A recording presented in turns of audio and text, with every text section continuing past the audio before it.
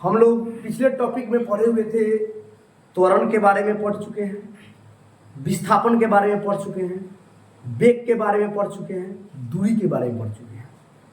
अब बारी आती है कि जैसे कोई मैथमेटिक्स हमको बनाने के लिए फॉर्मूला की आवश्यकता होती है, तो वह फॉर्मूला जो होता है आता कहाँ से है, कैसे होता है, कैसे बनता है, उसको सिद्ध कैसे किया जाता है, तो ग्राफ के जरिए हम लोग समझेंगे। और ग्राफ के बारे में भी आप लोगों को बताया जा चुका है पिछले वीडियो में। ग्राफ के बारे में पार्ट 1 या 2 में बताया गया होगा ग्राफ के बारे में। तो ग्राफ के बारे में आप लोगों को याद है कि बताया गया था कि ये जो सीधी रेखा होती है, एकदम खड़ी जो रेखा होती है, उसको बोलते हैं ऊर्ध्वाधर रेखा। उसको क्या बोलेंगे? ऊर्ध्वाधर रेखा। और जो सोई रेखा होती है, इसको बोलेंगे हम क्षैतिज रेखा। क्या बोलेंगे? क्षैतिज रेखा, यानी सोई हुई रेखा। तो सोई हुई क्षैतिज रेखा को हम x से डिनोटेट करते हैं और खड़ी रेखा को y से डिनोटेट करते हैं। तो आप लोग को ये भी बताया गया होगा कि दाहिना, हमारा दाहिना हाथ है, जब इधर घूमेंगे तो हमारा दाहिना हाथ ही हो जाएगा, तो ये हो जाएगा प्लस, और यह हमारा हुआ बायां हाथ यानी माइनस हुआ। ऊपर की तरफ प्लस होता है और नीचे की तरफ क्या होता है? माइनस होता है। तो एक ग्राफ देखिए आपने, एक ग्राफ जो है यह सीधी रेखा में है, यानी यह y ग्राफ है, और यह जो है परी रेखा है, यह x ग्राफ है। तो यहां पर जो मध्य बिंदु होता है, इसको बोलते हैं ओरिजिन। ओरिजिन का मतलब होता है मध्य बिंदु। यानी मान लीजिए यहां हमारा ओरिजिन है, तो इसको अगर मिटा दिया जाए तो आपका ग्राफ ऐसे बनता है। तो यह खड़ी रेखा को हम वेग के द्वारा दर्शाया गया है, और वेग के द्वारा दर्शाया गया तो मीटर पर सेकंड में। मीटर पर सेकंड का मतलब होता है 1 सेकंड में 1 मीटर, 1 सेकंड में 1 मीटर। किलोमीटर प्रति सेकंड का मतलब होता है 1 सेकंड में 1 किलोमीटर। और इसको जो है नीचे समय से दर्शाया गया है, समय यानी सेकंड में। तो ये आपका हो गया वेग मीटर सेकंड में, और ये हो गया समय, यानी टी से भी हम सूचित करते हैं, सेकंड को टी से भी सूचित करते हैं। मात्रक चैप्टर जब बताया गया था, तो मात्रक में बताया गया था कि सबका किसी भी, जैसे सीजीएस सिस्टम, एमकेएस सिस्टम, उसके बाद एफपीएस सिस्टम, इसमें सबका मात्रक बताया गया था, जैसे मापन चैप्टर में। उसके बाद में बात आती है कि जब तीनों से काम नहीं चला तो एक सिस्टम चला, जिस सिस्टम का नाम था एसआई सिस्टम, यानी इंटरनेशनल सिस्टम बोलते हैं, चाहे स्टैंडर्ड सिस्टम बोलते हैं। तो उसके जरिए बताया गया था कि जैसे मीटर को किस में मापते हैं, विस्थापन को किस में मापते हैं, समय को किस में मापते हैं, दूरी को किस में मापते हैं। तो ये हमारा हो गया ग्राफ के जरिए। तो ग्राफ के जरिए देखिए, इसके समानांतर अगर खींचते हैं यहाँ पर, मान लीजिए कि यहाँ से कोई, जैसे एक बार फिर से देख लीजिए विस्थापन और दूरी के बारे में। मान लीजिए ए से कोई व्यक्ति चलता है, बी तक जाता है, और बी से कोई व्यक्ति जाता है, सी तक जाता है, सी से कोई व्यक्ति आता है, डी तक। तो ये चला 2 किलोमीटर, 2 किलोमीटर, यहाँ चला 3 किलोमीटर। तो हमारा दूरी कितना गया? 2 2 4 3 7, यानी दूरी कितना गया? 7 किलोमीटर। तो विस्थापन कितना होगा? तो यहाँ से यहाँ तक की दूरी हम ज्ञात करेंगे, यहाँ से यहाँ तक की विस्थापन ज्ञात करेंगे, तो विस्थापन हो जाएगा। अगर हम फिर कहते हैं कि ए से बी तक कोई गया, बी से सी तक गया, सी से कोई डी तक गया, डी से फिर ए आ गया, यानी 2 2 3 और ये हो गया 5। तो दूरी कितना तय किया? तो 2 2 4 3 7 5 12, और विस्थापन कितना हो गया? तो 0। विस्थापन कितना हो गया? 0, यानी पुनः इस स्थान पर आ गया। तो आइए एक समान त्वरण के साथ सरल रेखा में गति समीकरण, इसका नाम है एक समान त्वरण के साथ सरल रेखा में गति समीकरण। यानी गति समीकरण का 3 सूत्र होता है। एक में होता है आपका v बराबर u plus A T, s बराबर u T plus half A T square, और v स्क्वायर बराबर u स्क्वायर प्लस 2s होता है। तो देखिए, माना कि कोई वस्तु एक सरल रेखा में चलती है। चलिए, माना कि कोई वस्तु क्या होती है? एक सरल रेखा में चलती है। जब वस्तु एक समान त्वरण के साथ चलती है, तो जब वस्तु एक समान त्वरण के साथ, यानी एक समान एक्सेलरेशन के साथ जब चलेगी, तो इसमें हमारा 3 गो समीकरण बनेगा। v बराबर u plus A T, s बराबर u प्लस हाफ यानी आधा ए टी स्क्वायर, और v स्क्वायर बराबर u square plus 2s। u क्या है बताया गया था, यानी जैसे बताया गया था u क्या है? प्रारंभिक वेग। v क्या है? अंतिम वेग। यानी u मान लीजिए 2 किलोमीटर प्रति घंटा के रफ्तार से चल रहे हैं, तो हमारा शुरुआती चाल हो गया। अंतिम चाल हमारा क्या होगा, तो अंतिम चाल मान लो 50 किलोमीटर प्रति सेकेंड या घट के 1 किलोमीटर प्रति सेकेंड हो गया, तो क्या हो जाएगा, ऋणात्मक हो जाएगा, बढ़ जाएगा, धनात्मक हो जाएगा, यानी बढ़ेगा धनात्मक, घटेगा ऋणात्मक, यानी धनात्मक ऋणात्मक सारा हो सकता है।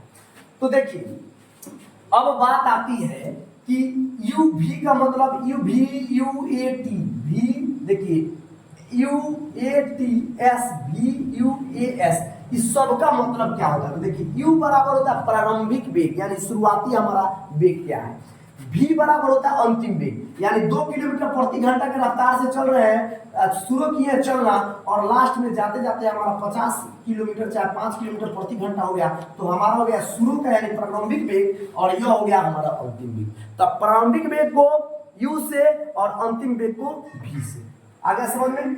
एक यानी होता है त्वरण, एक्सेलरेशन, एक्सेलरेशन का मतलब होता है त्वरण, ए से सूचित करते हैं, टी फॉर समय, एस फॉर दूरी, तो यह अलग अलग इसका मात्रक हो गया, दूरी का मात्रक एस हो गया, समय का टी, प्रारंभिक वेग का यू, अंतिम वेग का भी और त्वरण बराबर है।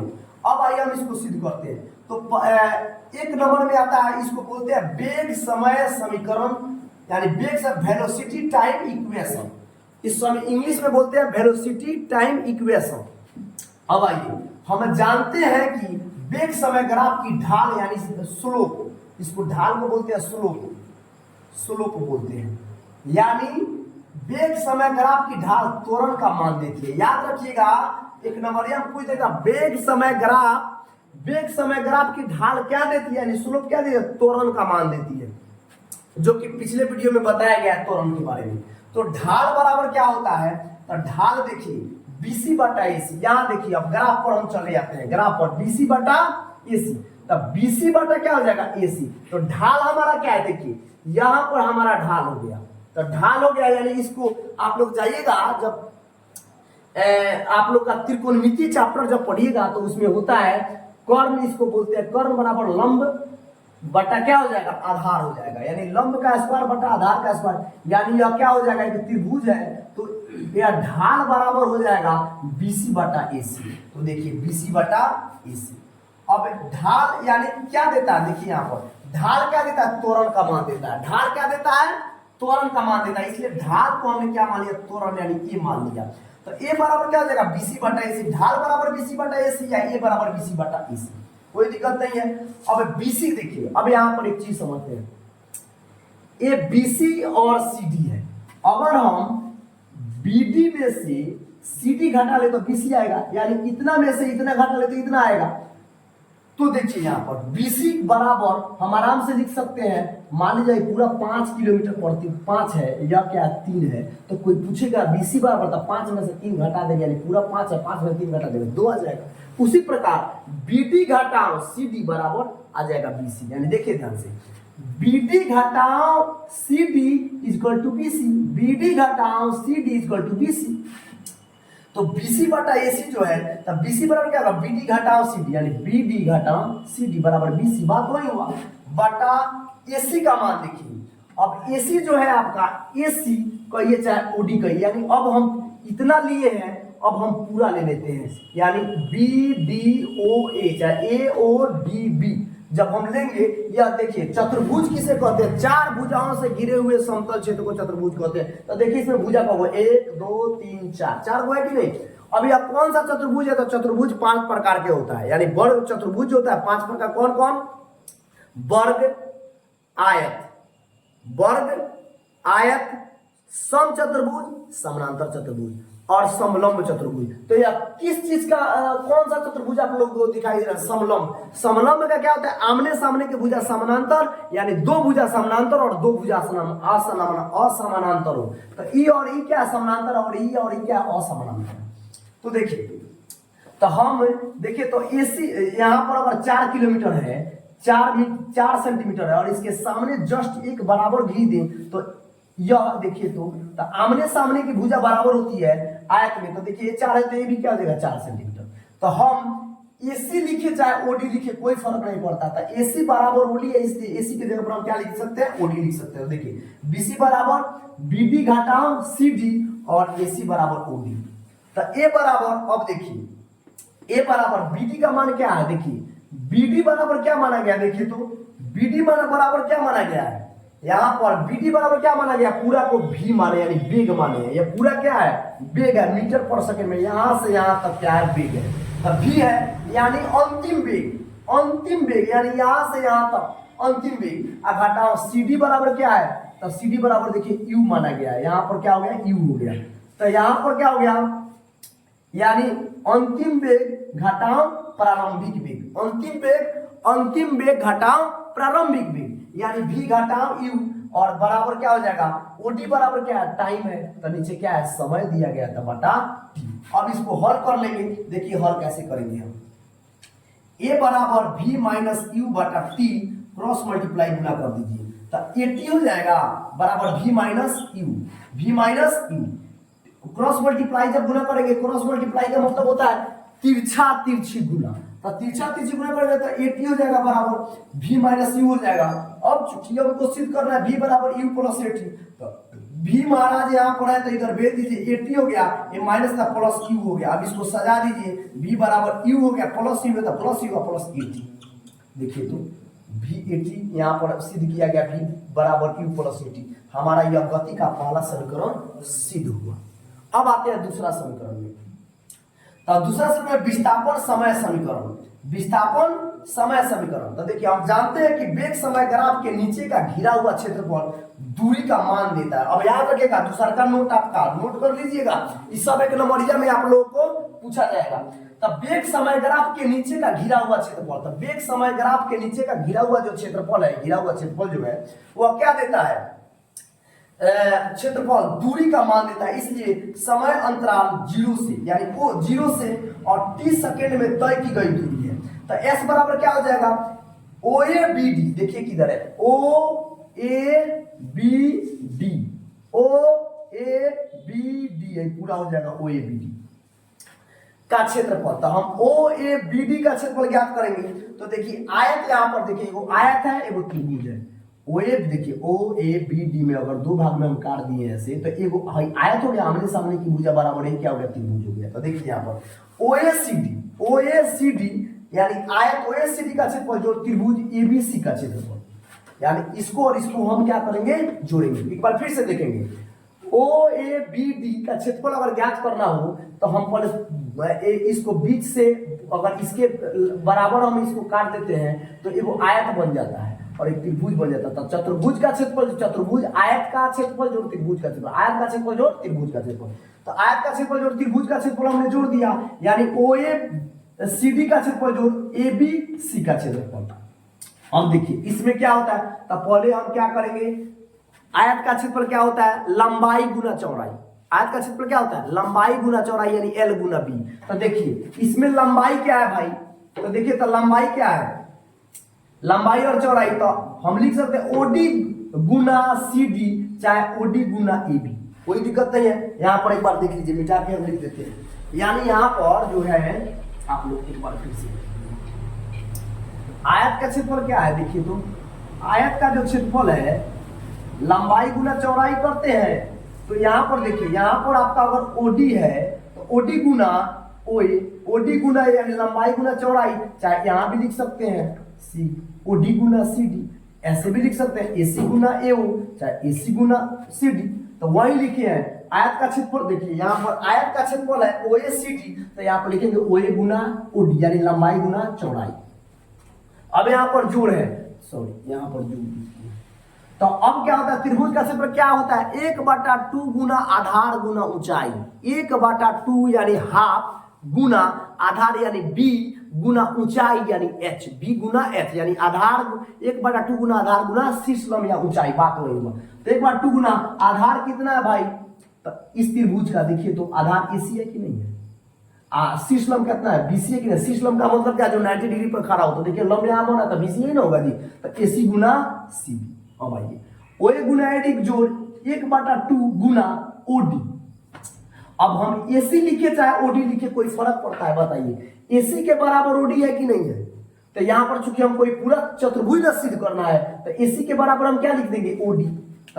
एसी के जगह पर क्या लिख दिए, ओडी लिख दिए, इंटू सीबी के जगह पर क्या लिख देंगे, तो सीबी के जगह पर देखिए तो अगर सीबी के जगह पर सीबी बटा एसी गुना एसी लिख दे तो एसी से एसी कट के फिर सीबी हो जाएगा कि नहीं। यहां देखिए सीबी बटा एसी गुना एसी अगर काटा दे तो फिर इसके रूप बदले में इसके रूप में आ जाएगा कि नहीं।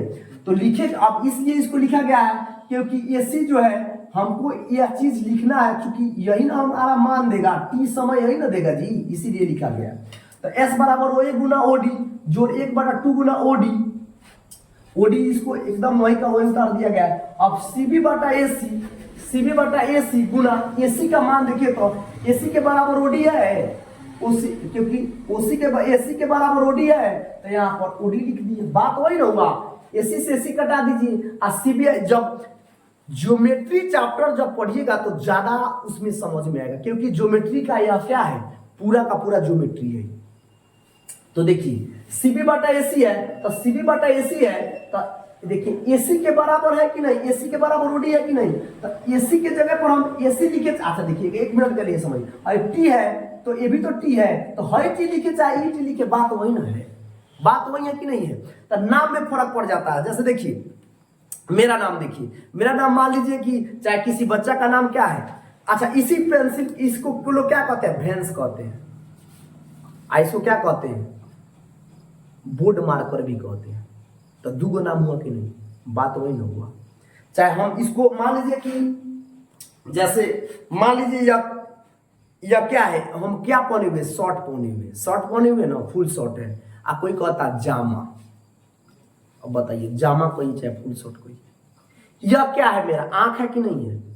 तो आंख कहिए चाहे कहिए आंख कहिए चाहे कहिए नयन कहिए, फर्क पड़ता है जी। तो संस्कृत में हो गया नाम, अब वही चीज है, नाम बदल दिया गया, हम नयन कहे आंख कहे, बात वही है कि नहीं है।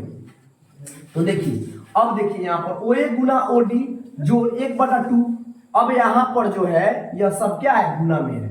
अब देखिए अब गुना करेंगे तो बीसी बटा सीबी लिखे चाहे बीसी लिखे, तब बीसी बटा एसी गुना करेंगे तो ओडी गुना ओडी बराबर ओडी स्क्वायर, ओडी गुना ओडी बराबर ओडी स्क्वायर। अब ओए का मान कितना है भाई, ओए गुना ओडी, तो ओए बराबर कितना है, यहाँ पर ओए गुना ओडी जोड़ 1/2, तो ओए का मान हमने क्या लिख दिया, ओए का मान यहाँ पर देखिए, ओए का मान क्या है बताइए, तो यू है कि नहीं है। तो ओए के जगह पर यू इंटू यानी गुना, ओडी का मान कितना है, ओडी का मान टी है, यानी इसको हम यू से यानी प्रारंभिक वेग या प्रारंभिक वेग हो गया या क्या हो गया, समय हो गया था, प्रारंभिक वेग गुना समय 1/2 बीसी बटा एसी।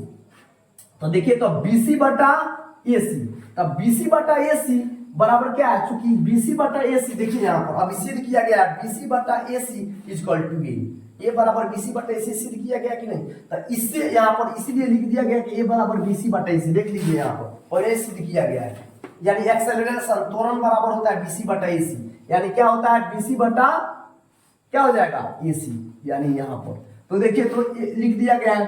तो इसके जगह पर ए हो गया प्लस ओडी, ओडी जो है टी है तो यहाँ पर टी लिख दिया, स्क्वायर तो स्क्वायर बैठा दीजिए। आइए अब हल करते हैं। तो देखिए अब यहाँ पर जो है, अब यहाँ पर हल कर देते हैं। अब यहाँ पर हमारा हल आएगा u गुना टी जोड़ 1/2 गुना 1 गुना टी स्क्वायर। अब इसको हल कीजिए, कथी का मान है ये, तो s का मान है, चूंकि दूरी निकाल रहे हैं तो दूरी का मान है, तो s बराबर क्या हो जाएगा ut plus half A T square. देखिए तो s बराबर गुना कीजिएगा तो s बराबर ut plus half A T square होगा कि नहीं। तो यह समीकरण गति का दूसरा नियम हुआ, यह गति का दूसरा नियम हुआ। अब आइए अब आते हैं वेग विस्थापन और समीकरण। तब वेग विस्थापन और वेग के साथ विस्थापन अब ऐड करते हैं। तो टी सेकेंड में तय की गई दूरी, टी सेकेंड में कितना दूरी तय किया गया है, तय की गई दूरी।